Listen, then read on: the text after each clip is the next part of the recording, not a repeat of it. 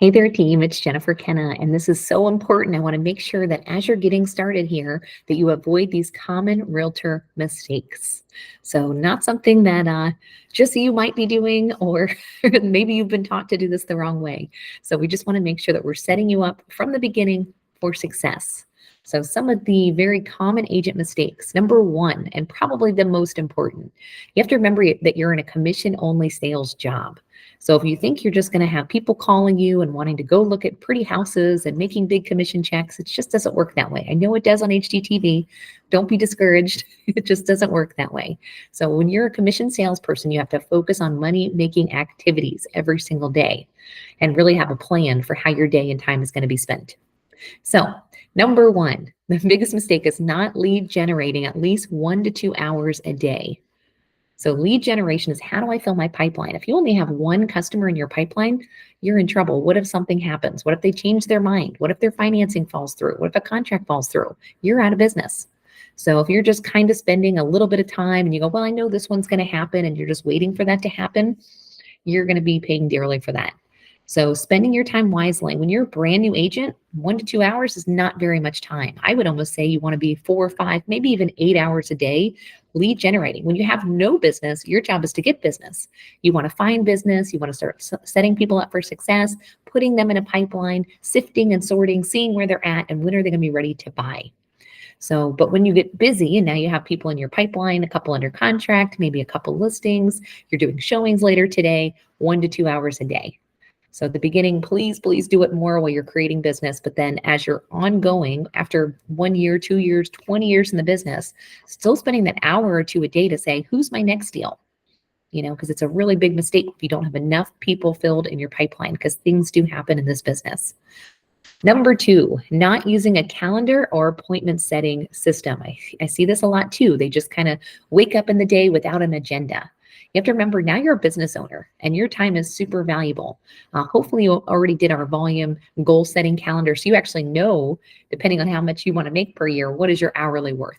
So for me, my worth's about $300 an hour. So do I just roll out of bed and just see what happens, check my email, answer my phone and respond to text messages, get on social media for a couple hours? No way. No one's going to be paying me $300 an hour to do that. So when I wake up very intentional, I'm trying to line up my appointments, set up showings, set up listing appointments, find out where people are at that maybe I showed houses to a couple of weeks ago, trying to get them on new appointments. My number one focus every single day is, who is my next client? If you get in front of a client a day, you will become a millionaire agent. So if that's always your focus, always your goal, it takes time prospecting and time blocking. So don't just roll out of bed and let the day take away with you. Like, oh, I'll go do the dishes and let me go do laundry. Like, you're missing out on your business. You have to treat it like a full-time business. You have no boss telling you how to spend your time or what to do, but you have to treat it like your own business. So that means wake up early, put appointments in your calendar, and if you have gaps in your calendar, fill them. So by lead generation, you want to fill those appointment gaps. So having some sort of appointment calendar management system is going to be a huge asset to you. This is leveraging technology and really treating this as a business owner. So that's a huge mistake. Don't make. Number three, not mastering your CRM system. So whatever you're using as your client relationship management system, we use something called Lofty, which is a really neat program, but there's a lot of them out there, but not mastering it. Some people are kind of dabbling in it or playing around in it. This isn't a Facebook page, right? This is your money. This is your income. This is your business. So there's always going to be demo videos, chat support, live help. If you want to talk to somebody, I'm going to walk you through something. Really master it, because this is your huge leverage point. This system can run for you while you're sleeping.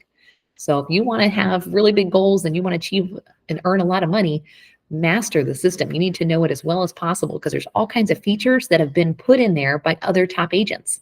So the features that I'm looking for, I actually give a phone call to my CRM and they start adding my features in there. So it's best practices. They almost know more than you do as a system, because they've been helping successful agents for years and years. So master the system, learn it immediately, and learn how to leverage it so it's going to make you money while you sleep. Another mistake is not committing time, resources, and effort to become a trusted advisor. So just like any industry, if you wanted to jump into healthcare, maybe it's a second career for you, or you decided to go into the military or whatever industry, you have to learn your industry. So real estate is not all about pretty pictures and, what kind of flooring do you have and what temperature is the AC? I mean, none of that stuff really matters. You need to know your industry stats, your market stats. What's the average list price in your area? What's the average sold price in your area? What's the average days on market? It varies between neighborhoods. It varies between communities. It varies between counties. What are the rental restrictions? What are the pet restrictions? What are the HOA fees? There is so much to know that you want to know more than your client. You want to know what pricing looks like. You want to have a lender relationship so you know what that looks like. You want to have a title relationship so you can learn that process. Master your industry. So if someone's going to ask you a question, which they will, you want to be prepared and you want to be that professional. If you want to be treated with respect, you got to know what you're talking about. And real estate is one of those things that a lot of customers think they know. So if you go on a listing appointment and that person knows their whole street, they know that Billy next door sold for this and this person bought the house for that, and you don't know those things, they know more than you. Why would they hire or pay you? So you really have to learn your industry, study it, spend time doing it, driving neighborhoods, go to open houses. You're going to have to put in the time and effort to really learn it, but it's all going to pay off, right? Because that's how you become a professional advisor and that's how you learn. So you want to make sure that you're doing that. Also, getting ready to get ready syndrome. This is a huge mistake. Lots of agents, especially professional ones, if they've been successful in past careers, they're comfortable in that career. If someone was in IT, they probably still want to learn a little bit more about website development and social media marketing. I mean, they're probably leaning towards the IT. But building websites and building email addresses and perfect business cards, it's getting ready to get ready. I would say it's more important to get on the phone with a client, to talk to someone about real estate, walk into an open house, start having dialogue and conversation with real people about your industry and what you do and what you know, asking questions of other top agents. All of those things are going to be way more valuable to your business than getting ready to get ready. You don't have to know it all. Real estate is always changing. You have to be a little bit flexible to know that the market is just shifting all the time. And there's lots of things outside of our control. So just diving in head first, open-minded, be coachable, ask lots of questions, learn as quickly as possible, and you're going to really be an all-star agent. So don't get stuck in analysis paralysis. Just go ahead and dive in. Last thing is not communicating enough with your clients. So for some reason, I think we talk to somebody, they say they'll call us. So we sit back and say, okay, I'll wait for them to call me. Well, if you do that as a real estate agent, you're in big trouble. Okay, you have to be very proactive and communicate with them first. So you're trying to get their business, you're trying to offer them some sort of service or value. You have to be the one that's instigating that conversation. Especially with the internet the way today, they'll spend hours in front of Zillow or Redfin looking at properties and sorting videos and photos and floor plans. So much information is available without your assistance. You have to be available to offer something. So you have to be in constant communication with them. The minute you step back and say, well, they said they're not going to buy for 3 or 4 months, and you don't call them during that time period, when they're ready to buy, they're not going to buy it from you. So you constantly want to be in very good communication with them. Find out, how can I help them? What are their needs and how can you be of assistance?